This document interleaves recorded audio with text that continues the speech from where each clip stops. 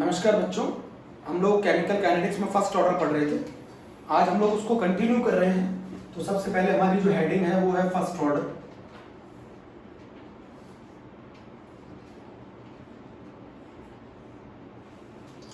First order में आप लोगों को सभी को के की यूनिट मालूम है ना, पर सेकेंड।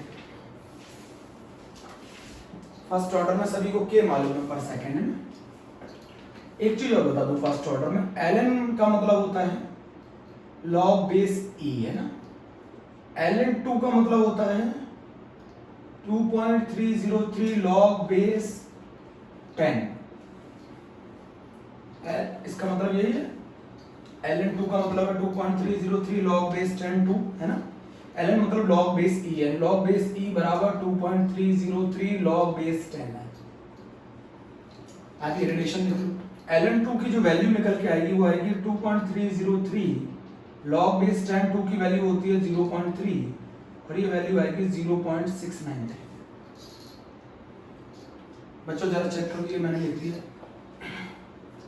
अच्छा एक चीज बता दूं आपको, लॉग बेस 2 की वैल्यू होती है 0.3, लॉग बेस 10 3 की वैल्यू होती है 0.48, लॉग बेस 10 4 की वैल्यू होती है 0.6, लॉग बेस 10 5 की वैल्यू होती है 0.7,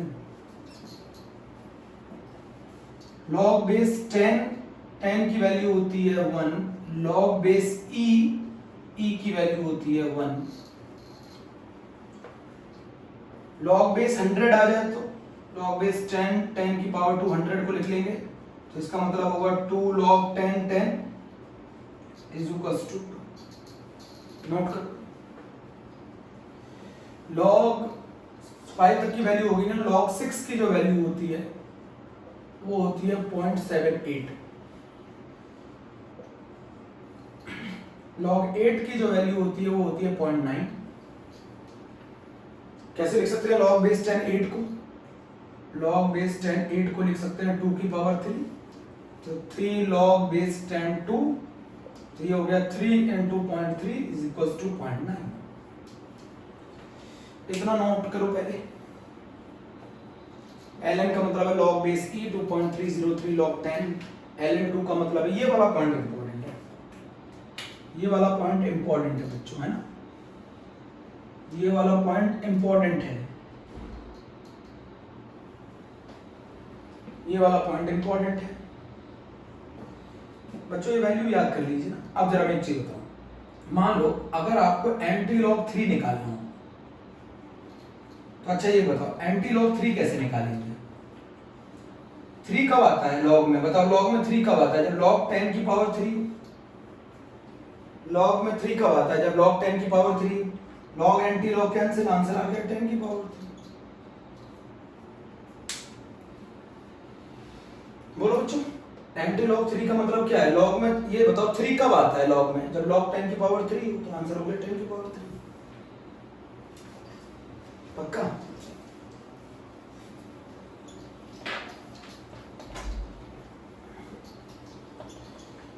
नोट कर लिया ना? चलो वेरी गुड बच्चों।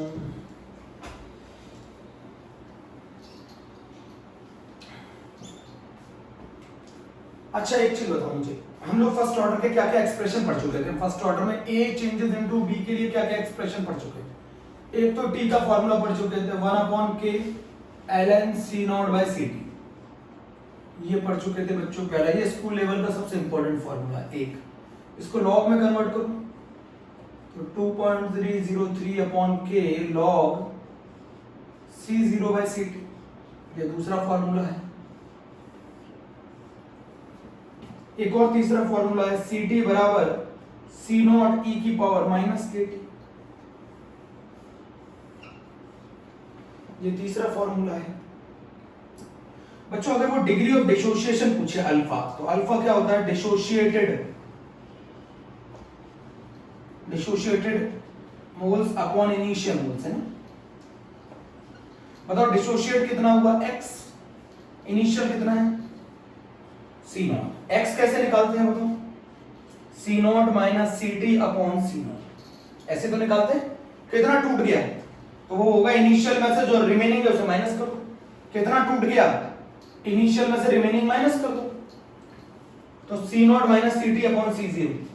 सी नॉट सी टी की वैल्यू क्या होती है, सी नॉट ई की power minus K T upon C naught. तो बताओ बच्चों क्या आएगा, सी नॉट कैंसिल हो गया कॉमन लेकर, ये आ जाएगा 1 माइनस ई की पावर माइनस के टी। तो अल्फा की वैल्यू फर्स्ट ऑर्डर के लिए बच्चों, ये मेरे जी में आया था क्वेश्चन, अल्फा की वैल्यू फर्स्ट ऑर्डर के लिए 1 माइनस ई की पावर माइनस के टी होता है। अल्फा कैसे निकालते हैं, dissociated moles upon initial. Dissociated कितना कितना टूटा, x अपॉन इनिशियल। डिसोशिएटेड कितना होता है, इनिशियल में से रिमेनिंग माइनस कर दो, ये रिमेनिंग माइनस कर दिया। Ct की वैल्यू तुमने निकाली है, Ct is equal to C nought e की पावर माइनस Kt। तो बच्चों ये फर्स्ट ऑर्डर का डिग्री ऑफ डिसोसिएशन है, सही है ना बच्चों, नॉट इन एनसीईआरटी, बच्चों।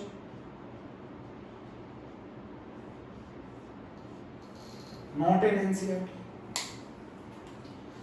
चेक करो, पूरा चेक करो, एक चीज है ना। अच्छा अगर मैं यहां पे ग्राफ की बात करूं तो किस फॉर्मूले से ग्राफ निकालते हैं, ln Ct बराबर माइनस का Kt plus ln C not. बताओ ग्राफ क्या होगा, ln Ct versus T, graph होगा स्ट्रेट लाइन, स्लोप बराबर होगा माइनस के, ये होगा ln C not. log tan Ct versus time का जो कर्व होगा स्ट्रेट लाइन, स्लोप होगा माइनस k अपॉन 2.303, और ये होगा log tan C नॉट। बताओ ये कैसे निकाला मैंने, इस रिलेशन से निकाला, log tan Ct बराबर माइनस का Kt upon 2.303 plus log tan C nought. Check करो,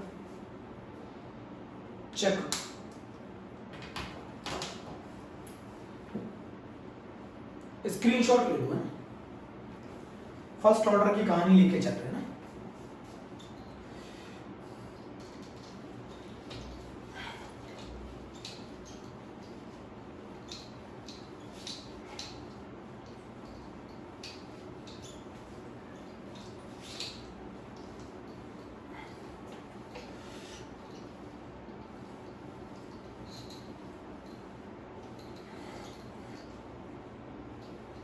चेक कर लो पूरा बच्चों, एक एक चीज समझ में आना चाहिए ना, कैसे आया है, बिल्कुल आसानी से।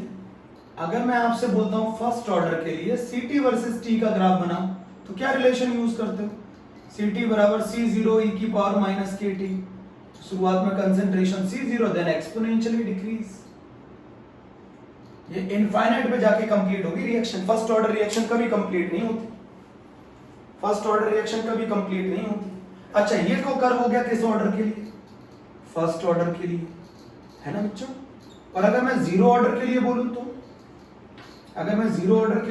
Ct versus T, slope straight line minus की।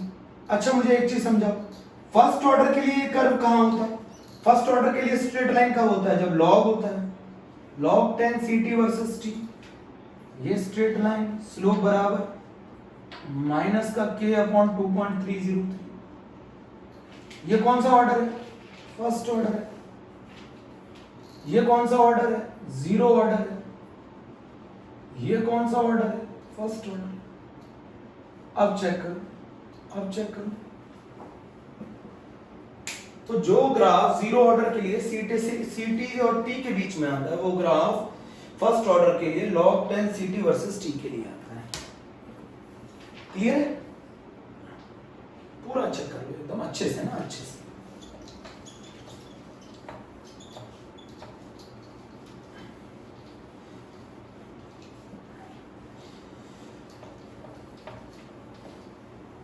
हो गया, ग्राफ चेक कर लिए, ग्राफ बहुत इंपॉर्टेंट है बच्चों, ग्राफ कर दूं।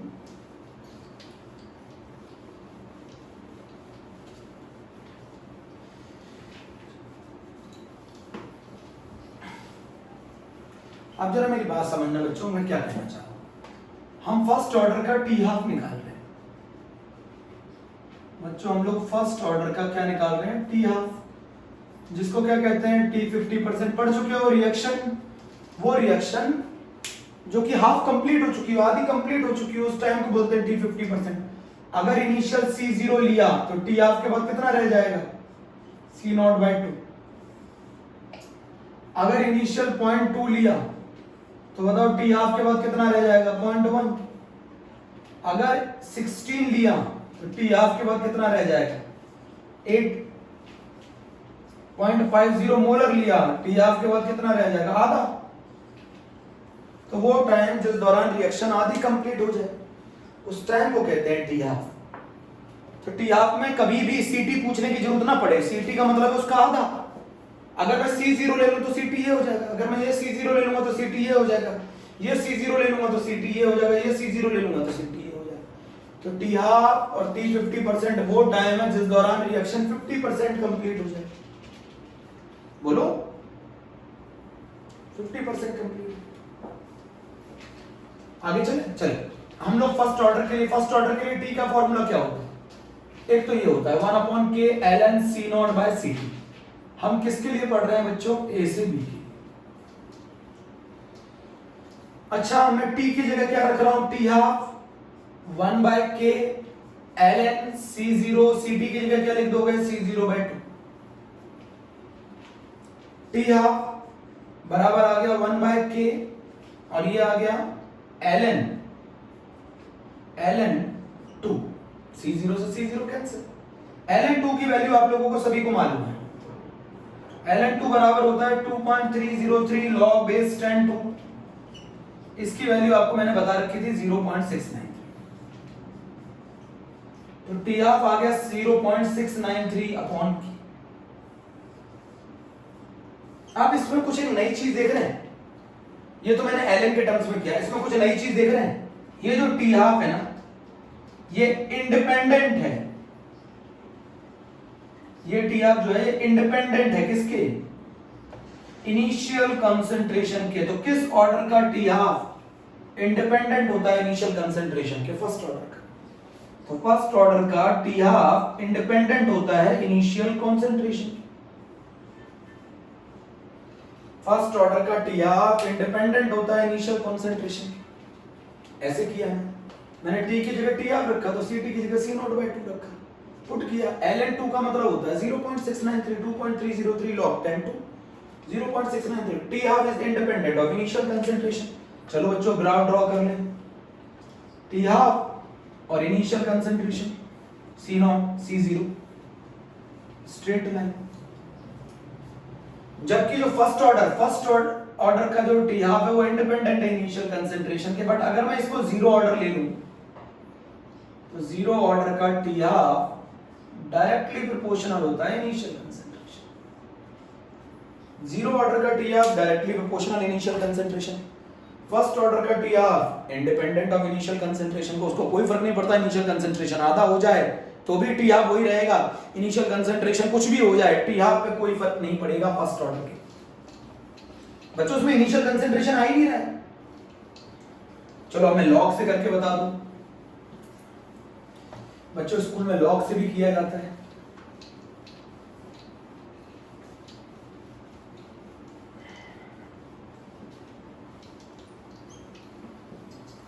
क्लियर है ना? अब जरा मेरी बात समझो, अगर मैं टी, आपका एक और फॉर्मूला होता है ना फर्स्ट ऑर्डर का 2.303, मैंने लॉग बेस 10 में लिख दिया C nought by Ct। T half निकाल रहे हो तो टी की जगह टी हाफ कर दिया तो कंसंट्रेशन जो रिमेनिंग है वो कितना बचा रह गया, आधा। तो log 10 C0 अपॉन Ct का मतलब C नॉट बाय 2। बोलो C nought by 2। T half is equals to 2.303 upon k log base 10, ये कितना हो गया 2। तो टी हाफ कितना आ गया 0.693 बाय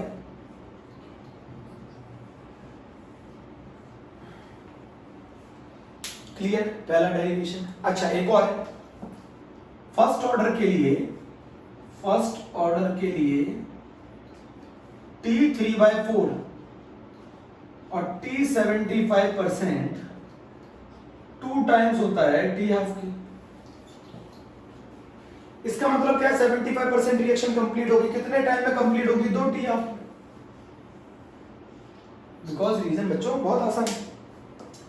अच्छा आपको बताओ, सुन रहे ध्यान से, ये रहा ए से a/2 रह गया, ये पहले टी हाफ में फर्स्ट ऑर्डर में, और a/2 से a/4 रह गया, ये दूसरे टी हाफ में।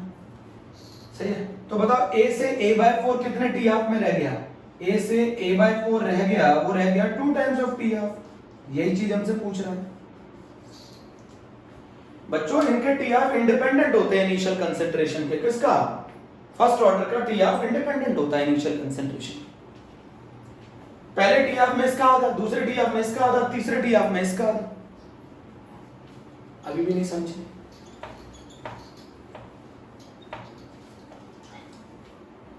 फर्स्ट जीरो ऑर्डर में ऐसा नहीं था। मान लो जीरो ऑर्डर में अगर a से a/2 रह जाता है तो ये टी हाफ कितना होता था? c0/2 के, और a/2 से a/4 तो ये हो जाता था c0/4 के। पूछो क्यों?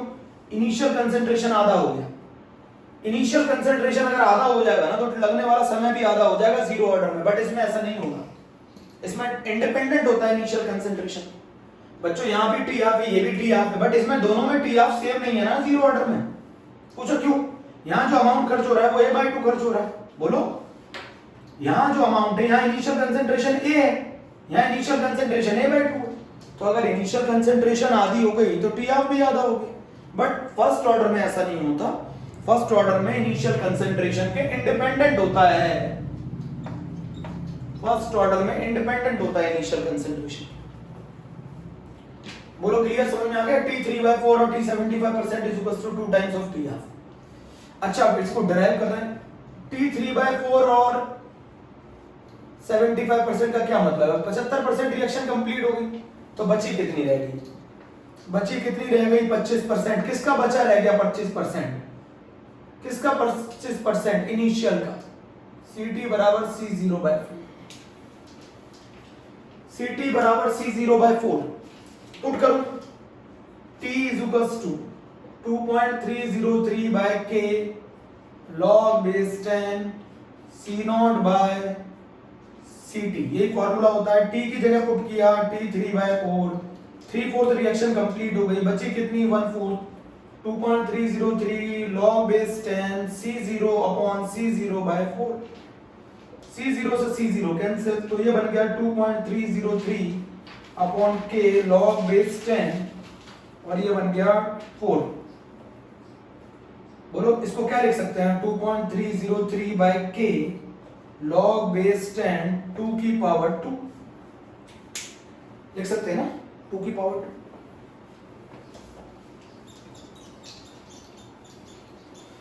2 की पावर 2 लिख सकते हैं ना? तो बताओ क्या बनाएंगे? तो T 75% बच गया 2 into 2.303 by K log base 10 2।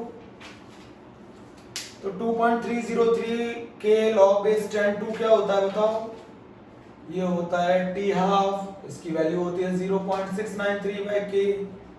इसी को कहते हैं टी हाफ। तो ये 2 टाइम्स आ गया टी हाफ की।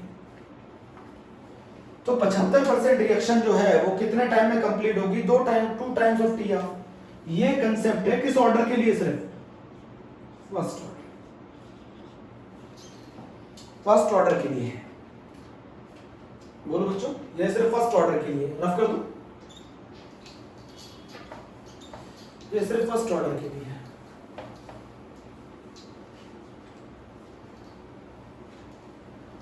फर्स्ट ऑर्डर में ये कहानी है। अच्छा अब आ गया T 87.5% और T 7/8। इसका मतलब समझा देता हूं। शुरुआत में कंसंट्रेशन A था, A से A/2 रह गया पहले टी हाफ में। अगले टी हाफ में क्या रह जाएगा? A/4, इसका आधा। अगले टी हाफ में क्या रह जाएगा? इसका आधा। तो बताओ A से A/8 रह जाना मतलब कितने परसेंट रिएक्शन कंप्लीट हो जाना? 87.5% रिएक्शन क्या हो जाना? कंप्लीट हो जाना। या फिर मतलब है T 7/8। तो T 7/8 कितने? अच्छा A से A/8 रह जाने में, A से A/8 रह जाने में कितना समय लगेगा? 1 2 3।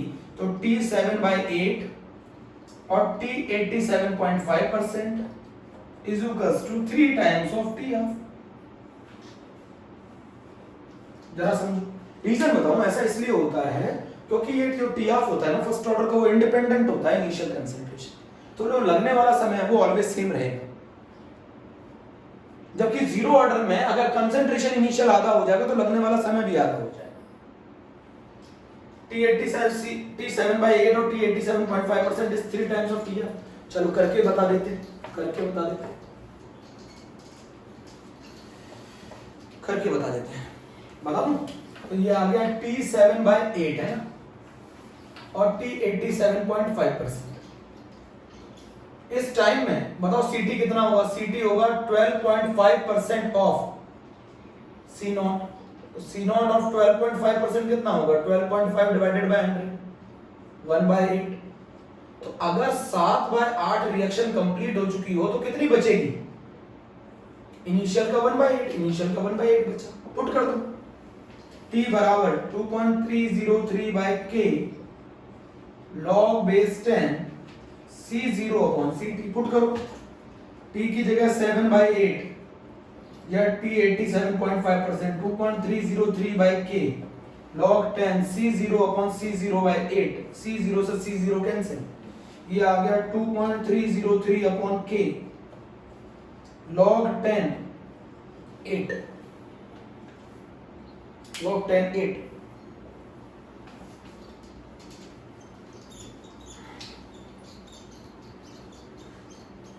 बोलो, log 10 8 आ गया। इसको लिख सकते हैं T7/8 को 2.303 बाय K log 10 2 की पावर 3, तो ये आ गया 3 into 2.303 by K log base 10 2।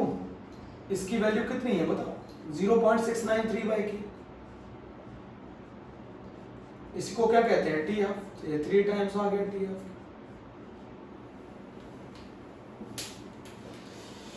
3 times of T half आ गया। बोलो, अच्छा एक क्वेश्चन पूछूं, बताओ, एन हाफ लाइफ के बाद, एन हाफ लाइफ के बाद कितना कंसंट्रेशन बचा रह जाएगा रिएक्टेंट का? कितना कंसंट्रेशन बचा रह जाएगा रिएक्टेंट का?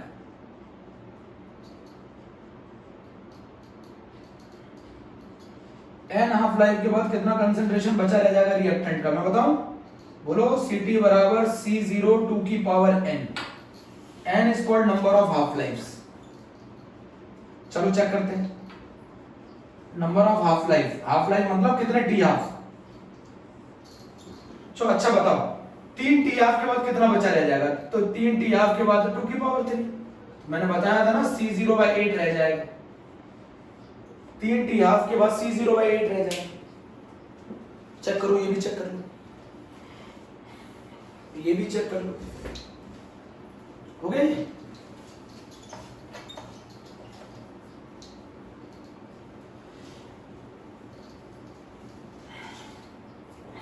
एक रिलेशन होता है, total time is equals to n into t half. मान लो अगर मैं आपसे बोलूं 240 मिनट और टी हाफ अगर मैं 60 दे दूं तो बताओ उसमें कितनी हाफ लाइफ होगी, कितने टी हाफ होंगे? ऐसे अच्छा, 4 हाफ लाइफ के बाद कितना कंसंट्रेशन बचा रह जाएगा? तो 4 हाफ लाइफ के बाद जो कंसंट्रेशन बचा रह जाएगा वो बचा रह जाएगा 2 की पावर 4, तो Ct बराबर आ गया C0/60। अगर आपको पता करना है किसी टोटल टाइम में कितने हाफ लाइफ्स होंगी तो n इंटू टी हाफ कर दो, टी हाफ से टोटल टाइम को डिवाइड कर दो, नंबर ऑफ हाफ लाइफ्स आ जाएंगी। अच्छा 240 मिनट में कितनी हाफ लाइफ्स होंगी?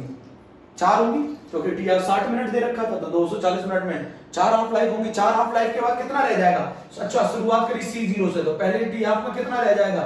C0/2। दूसरे टी हाफ में कितना रह जाएगा? C0/4। तीसरे टी हाफ में कितना रह जाएगा? C0/8। फोर्थ टी हाफ में कितना रह जाएगा? C0/16। तो अच्छा मैं ये पूछूं, C0 से C0/16 रह जाने में टोटल टाइम कितना लगेगा? तो टोटल टाइम लगेगा 40 हाफ। ऐसे भी कर सकते हैं, नोट करो, नोट करो, कर लिया नोट? रफ कर दूं? रफ कर दूं? ये वाला नोट करना।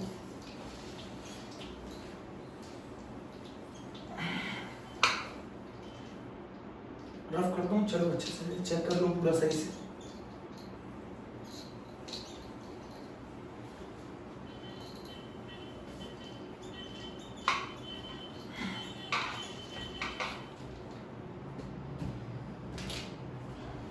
अच्छा मुझे एक क्वेश्चन का आंसर दो।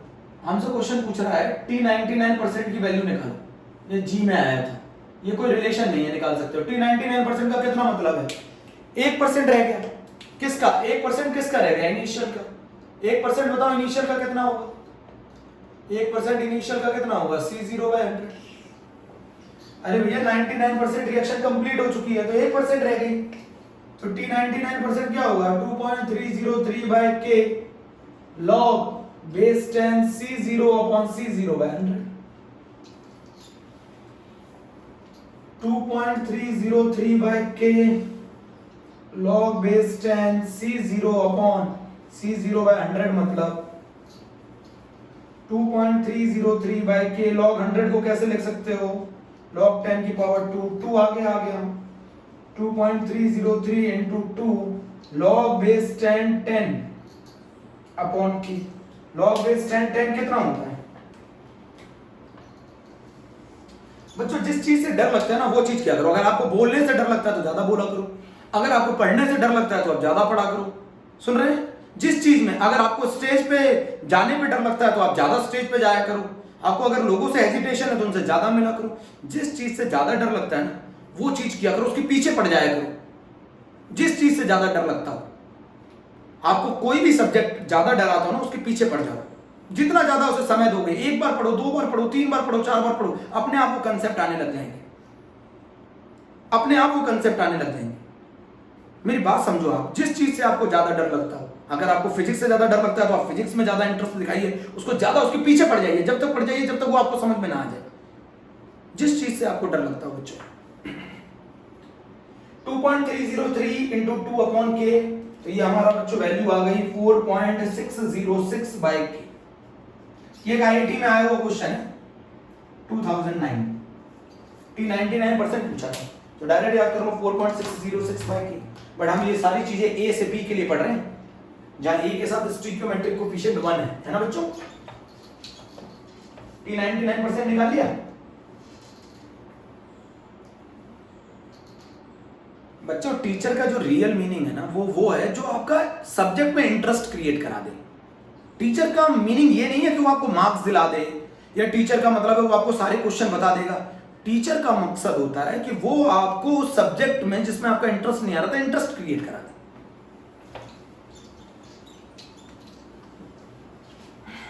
T99% हो गया। एक बहुत इंपॉर्टेंट रिलेशन सीबीएसई काफी ज्यादा पूछता है, T99.9%। बोलो T99.9% और T half में रिलेशन किसमें बताना है? रिलेशन बताना है T99.9% और T50%, इसमें रिलेशन बताना है। अच्छा T99 अगर मैं T की जगह 99.9 रखूंगा तो कितना परसेंट रिएक्शन कंप्लीट हो चुकी है? 99.9। कितनी बची रहेगी? 0.1% ऑफ इनिशियल। 0.1% ऑफ इनिशियल कितना होगा? C0/1000। C0/1000 को हम लिख सकते हैं C0/10 की पावर 3। अच्छा पुट करो T बराबर 2.303/K, T99.9 कर देता हूं, log C0/10 की पावर 3। बोलो बच्चों क्लियर है? C0 कैंसिल, तो ये कितना आ गया? 2.303/K log 10 की पावर 3।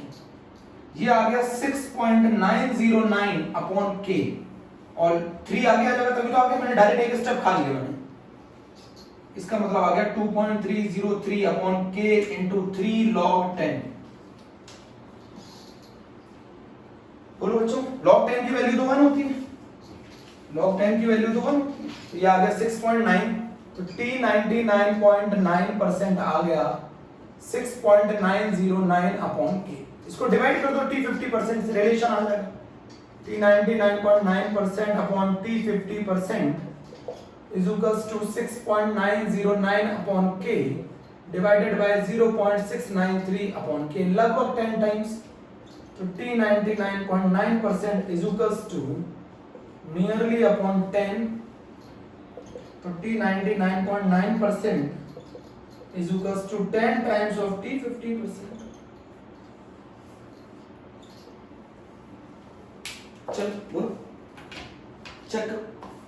अब बहुत कुछ कराना है इसमें, आप इसे नोट करो। T99.9% का रिलेशन हो गया, नोट कर लो पूरा। मैं आपको एक रिलेशन और बता रहा हूं, वो आपको होमवर्क में करना है।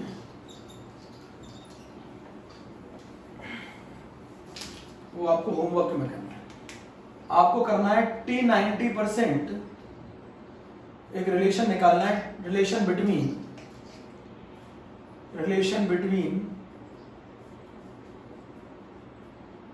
T90% and T50%। होमवर्क है, करके बताइएगा। ठीक है बच्चों, आज का मेरा ये टॉपिक यहाँ पे खत्म। Okay, thank you.